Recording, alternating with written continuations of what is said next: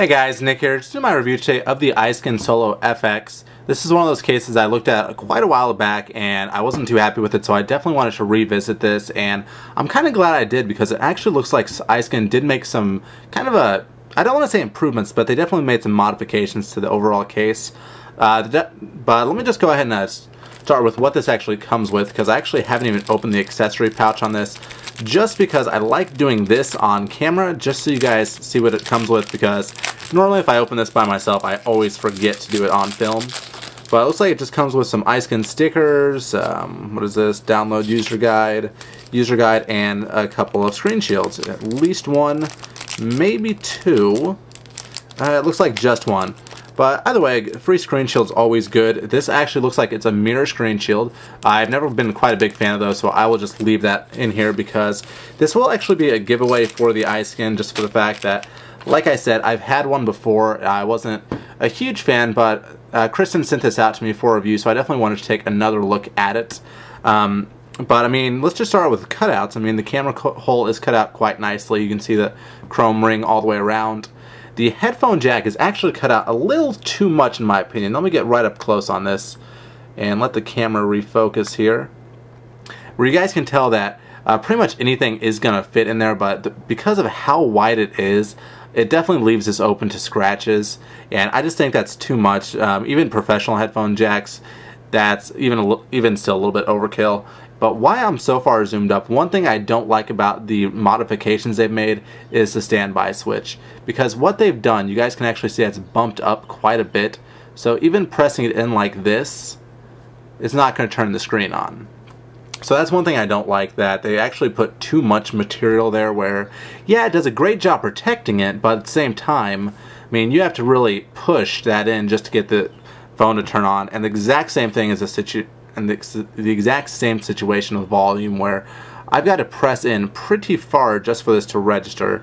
So as you guys can see, like right here, it's not going down, and even though I am pressing it in, or actually you have to press, then press even more to actually get that to turn down. So I definitely think they added a little bit too much of the silicone on the side here.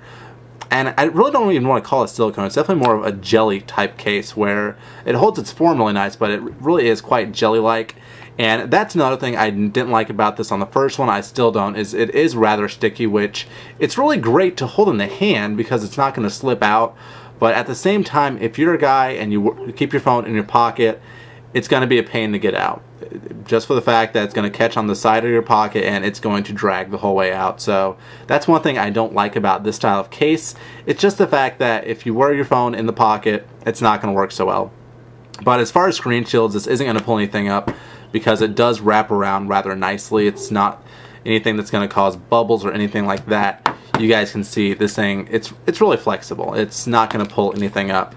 But that being said as well, because it is so flexible, it goes on really nicely. There's really no issues with fit, and it covers a chrome bezel nicely as well. Which is one thing I do like about this case, is there's no chrome showing, and there's also quite a good amount of lay on the table design. But just for the fact that it is the jelly, it definitely is a little bit of an effort to get taken out of the pocket. The standby and the volume rocker are definitely hard to get to. This definitely still is not a case for me. The silent switch is definitely easy to get to.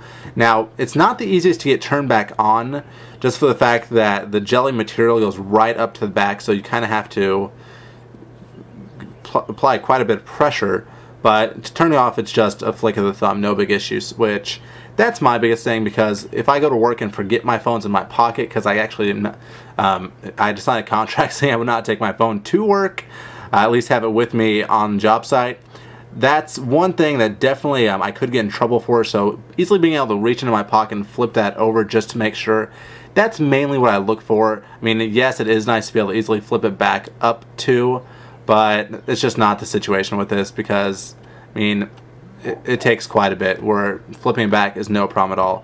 But the dock is fully opened up. It does kind of cover the speakers just a little bit. Every once in a while, this top part will kind of sag down, but it doesn't block the sound any, so that's not a huge concern for me. And overall, that's it, guys. I mean, just overall design, I mean, there is a little bit of groove here, a little bit of groove here. You guys can see the circle logo and also the iSkin here on the bottom.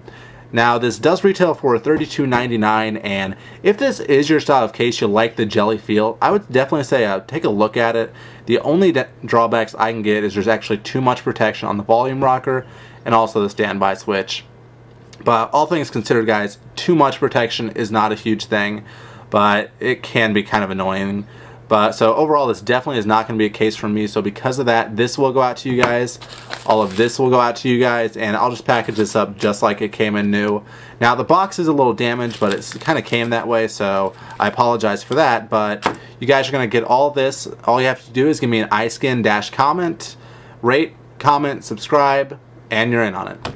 So that's pretty much going to wrap this up, guys. This was the iSkin Solo FX. Like I said, retails for $33 from iSkin.com. And just like I said, guys, just because of too much material here and here, which makes these buttons hard to access, it's not going to be a good case for me. So this is going out to you guys. And like I said, rate, comment, subscribe, iSkin-comment. I'll pick a winner in just a couple of weeks, if even that long. And I'll catch you guys later.